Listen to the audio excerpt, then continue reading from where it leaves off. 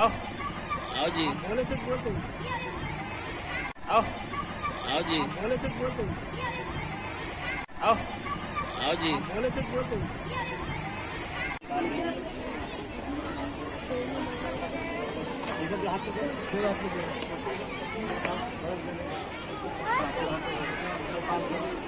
सस्ते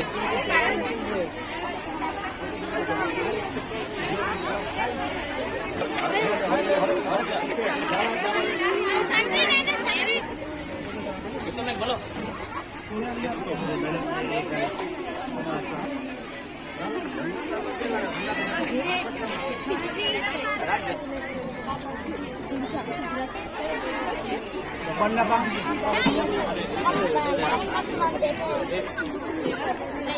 ससुराल में जाके तो उनके खानदान को सुधारने वाले बच्चा है, दो खानदान को सुधारने वाला बच्चा है कि तरक्की देना और यहाँ के टीचर के हाथ में है।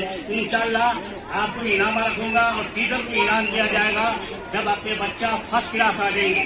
अगर एक बच्ची 10वीं क्लास की एक बच्ची अगर टिबलिटी में जाती है, 10 में मार्क्स ला के अपनी टिबलिटी का एग्जाम देकर कोई भी बच्ची अगर 10वीं क्लास की अगर टिबलिटी में जाती है, मेरे तरफ से वो बच्ची को कंप्यूटर दिया जाएगा। घर में कंप्यूटर चलाने के बाद से मेरे तरफ से कंप्यूटर दिया जाएगा।